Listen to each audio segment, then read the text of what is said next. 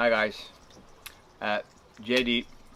I thought I'd walk you around a little bit and show you how I put up the targets in the garden and where I keep my bow, etc. Because that's where you start. You buy things and then you have to keep them somewhere. So I'm gonna lift off the camera of the tripod and just walk around a little bit, and probably this sound will be a little bit different because I have an external mic on this camera. But anyway, yeah, so you can see a few things that I did, and maybe you can take some ideas from that. Alright, let's go.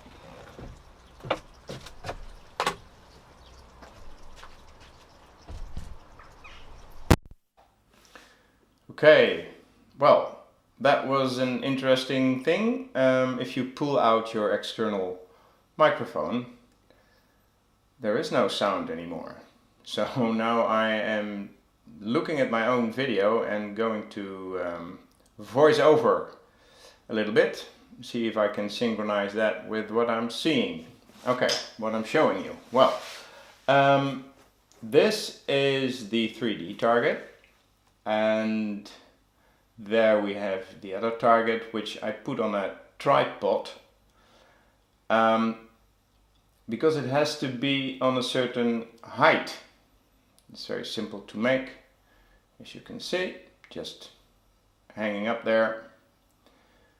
Yeah, the thing is that I saw a video where they said if you want to practice, be sure that your target is on shoulder, more or less shoulder height, so you can really work on your posture and how you stand and your technique, your aiming, anchoring, etc. So that's what I tried to do here, put it up a little higher. Behind there you can see, because shooting you can do in your own garden, at least in the Netherlands that's totally allowed, as long as you make sure that the arrows stay within your own garden. Yeah, so behind there you see a lot of green stuff, and inside or behind it is a wooden fence. Now you should stand so close to your target that you will never miss it in the beginning. And you start at 2-3 meters what you want, and then you can go back a little bit and even further back. But at a certain point you will definitely start missing the target every now and then, and you want to make sure that you're not hitting anybody else in another garden, and that you keep your arrows in one piece. So there shouldn't be a stone wall behind it, for instance. Okay, so this is wood behind it, but still it didn't feel very well when I missed the target. So I ordered an arrow catching net, and I will shortly show. Okay, there you have it, a tree, and there is another tree. So there are two trees which make it very easy to put a wire up and a net that will catch the arrows. So I won't have that problem anymore.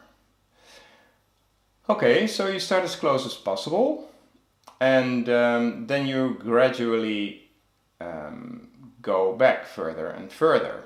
And that's really nice because in the beginning it's you shoot and it's immediately after is the sound of hitting the bag. But the further you go back is really, the arrow starts to really fly. And this is about 5, 10, well, I'm about 15 meters now, and the garden is 18 meters, gives me 18 meters distance. So what I also did, and I will show that video later, I went into the house, opened the door, went into the house, into the living room, and then I shot a few arrows from the living room through the kitchen, through the open door, into the target, and then I have about 30 meters, I think. So that's the way to make your distance longer. Well, this is the garage, and where do you put your bow? A bow wants to be like this, so it's very simple 2 hooks. And this is how a bow would like to stay if it's not in use. So never put it on its side on a limb, but put it like this. And well, there's a little quiver hanging there, and I have a bag. If you take down the bow, you can put it in the bag, and you put the arrows in that thing you can take with you. There's a little basket with all the bits and pieces that you need. Yep, clear, thank you very much. What else do we have? Ah yeah, this is what I made from some things that I found in the garage to keep my arrows. And well, as you can see, it's very simple. Plastic tube, and I'm going to show you something that you cannot hear now. I'm going to drop the arrows because inside I put a rubber mat, a piece of rubber on the bottom. So the arrows with the sharp points, they gently fall into the arrow keeper. Well, it's a very practical thing. You can take it with you in the garden everywhere you go, and so that's good. Yeah. Right, I think that's it. Ah yeah, then if you miss the target and you shoot into something really solid, like a hard wooden fence, then this is what can happen to your arrow. It's just shot into itself. The black stuff is paint from the 3D target, so that's nothing special, but as you can see, the arrow is finished. And that's not what you want, really. So I hope the net will do what they say it will do. Yeah, they say you will not penetrate the net. You will not go through the net.